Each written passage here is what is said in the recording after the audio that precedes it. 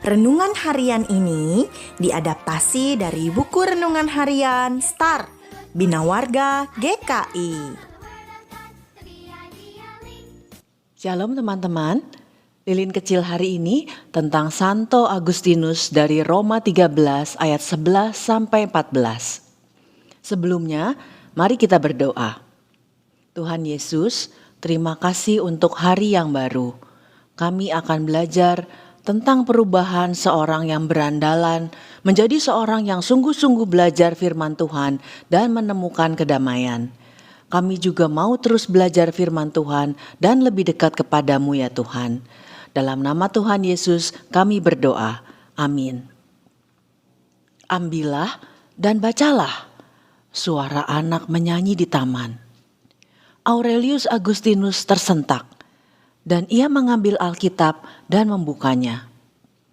Agustinus membaca Roma 13 ayat 13 sampai 14 yang menggambarkan perbuatan-perbuatan buruknya selama ini.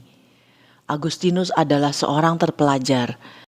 Awalnya ia menganggap bahwa Alkitab adalah buku yang tidak perlu ia pelajari. Ia menolak untuk membaca dan mendalami Alkitab. Banyak hal aneh dan tidak masuk akal di dalam Alkitab. Agustinus hidup dengan mengutamakan nafsu duniawi. Tetapi ia tidak menemukan kedamaian di sana. Kemudian, Agustinus sangat ingin mencari kebenaran sejati tentang arti kehidupan dengan belajar filsafat dan retorika. Dia mengikuti berbagai aliran filsafat yang berkembang saat itu. Agustinus masih bertanya-tanya, tetapi tidak menemukan kedamaian di situ. Doa ibunya yang tidak putus dan Roh Kudus melalui suara anak kecil mengubah Agustinus. Roh Kudus membawa Agustinus ke dalam pertobatan. Agustinus pun dibaptis oleh Uskup Ambrosius. Setelah pertobatan dan baptisannya, Agustinus memutuskan hubungannya dengan kehidupan yang hanya mementingkan dunia. Harta miliknya dijual dan dibagi-bagikan kepada orang miskin. Ia ingin melayani Kristus sampai akhir hidupnya. Teman-teman, mengapa Santo Agustinus berubah tingkah lakunya? Karena dia tidak menemukan kedamaian melalui kehidupan bebas yang dilakukannya. Bahkan setelah dia mendalami berbagai ilmu filsafat dan retorika. Akhirnya dia menemukan kedamaian di dalam firman Tuhan karena pimpinan Roh Kudus. Hal apa yang menyebabkan kita mengubah tingkah laku kita?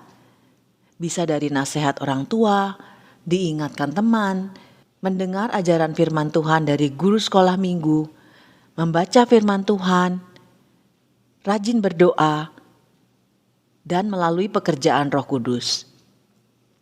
Kita hanya dapat menemukan kedamaian di dalam hubungan yang erat dengan Tuhan, merenungkan firman Tuhan dan melakukannya. Ayat hafalan kita, Roma 13 ayat 14. Tetapi kenakanlah Tuhan Yesus Kristus dan jangan pedulikan lagi keinginan-keinginan daging. Mari kita berdoa. Bapa di surga, kami sering sulit untuk mengerti tentang firman Tuhan yang kami baca.